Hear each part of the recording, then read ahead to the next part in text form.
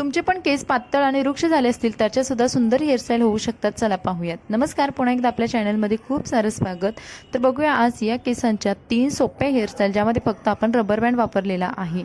Hairstyle number 1 साठी समोरचे केस पूर्ण विंचरून घ्यायचे आहेत। आता येथे आपण कोणत्याही प्रकारचे समोरच्या वेगवेगळ्या हेअरस्टाईल करत नाही। ज्या मैत्रिणींना समोरचे हेअरस्टाईल करणं कठीण जातं त्यांच्यासाठी खूप इम्पॉर्टंट व्हिडिओ आहे। तुम्हाला पूर्ण प्लेन केस आहे ते विंचरून घ्यायचे आहेत आणि पाठीमागे का रबरने छान प्रकारे बांधून घ्यायचे आहेत। त्यानंतर केसांचे आपल्याला 3 पेड्यांची वेणी करून घ्यायची आहे।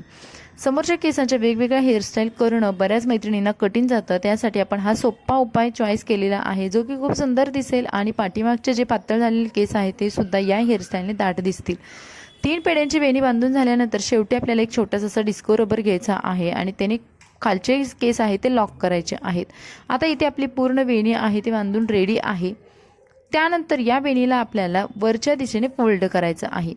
बघा, जिथे आपले केसाचा बोनट बांधलेला आहे तिथे फोल्ड करायचे आणि जिथून आपण डिस्को रबर बांधलेला आहे तिथले थोडेसे केस वरच्या दिशेने उचलायचे आहेत।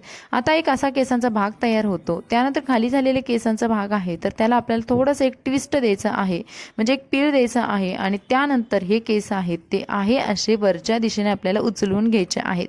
आता वरच्या दिशेने उचलून घेताना व्यवस्थित घ्यायचे आणि जिथे आपण रबर बांधलेला आहे त्याच्यावरती ठेवायचे आणि बाकीचे केस आहेत ते तिथून आपल्याला 2 ते 3 पिनने फक्त सिक्युअर करायचे आहेत आणि ही आपली हेअरस्टाईल डन झालेली आहे। बघा किती सोपी आहे। यामध्ये आपण डोनट वापरलेला नाही किंवा कोणतंच मटेरियल न वापरता सुद्धा आपण ही सुंदर अशी हेअरस्टाईल करू शकतो। ज्यांचे केस पातळ आहेत त्यांना ही हेअरस्टाईल खूप उपयुक्त आहे, शिवाय कमी वेळेमध्ये होते। तर आता बघूयात हेअरस्टाईल नंबर 2। हेअरस्टाईल नंबर 2 साठी तुम्ही साईड पार्टिशन करायचं आहे। आता थोडंसं वेगळं म्हणून आपण साईड पार्टिशन करतोय। साईड पार्टिशन करणं सुद्धा खूप सोपं आहे। त्यानंतर पाठीमागचे केस आहे ते पुन्हा गोळा करायचे आहेत। एका रबरने हे केस पुन्हा सिक्युअर करायचे आहेत। रबरने केस सिक्युअर केल्यानंतर आपल्याला उरलेले केस आहेत तर त्यांचं काय करायचं आहे, मध्ये जो आपला केसांचा भाग आहे तो लूज करायचा आहे आणि त्यानंतर पोनीमधील मागचे जे केस आहे ते त्याच्यामधून एका साईडला उचलून मधून बाहेर काढायचे आहेत।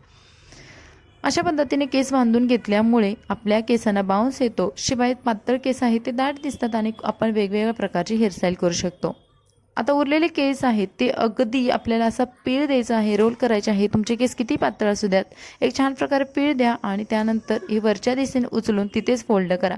आता बऱ्याच मैत्रिणींचे केस याच्यापेक्षा मोठे असतील तर तुम्ही 2 फोल्ड सुद्धा करू शकता। ज्यांचे छोटे आहेत त्यांनी 1 फोल्ड करा आणि अशा पद्धतीने केस तिथेच 1 ते 2 पिनने लॉक करून द्या आणि हाताने पूर्ण केस प्लेन करून घ्या। बघा, ही तुमची 2 नंबरची हेअरस्टाईल सुद्धा रेडी आहे। यामध्ये आपण एक्स्ट्रा काहीच केलेलं नाही, शिवाय एका रबरने आपण हेअरस्टाईल केलेली आहे। आता करूयात हेअरस्टाईल नंबर 3।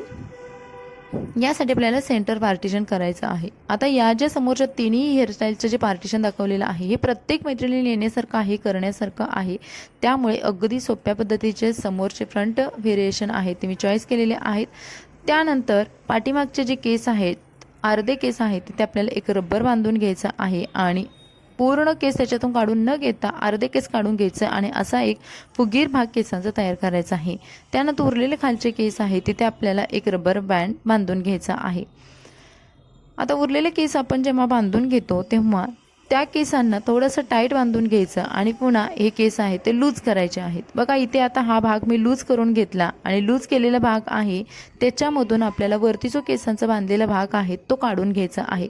पण इथे मी अगोदर थोडंसं ट्विस्ट केलं केसांना, जेणेकरून वरती जाऊन केस हे व्यवस्थित लॉक होतील आणि आजूबाजूचे छोटे केससुद्धा निघणार नाहीत।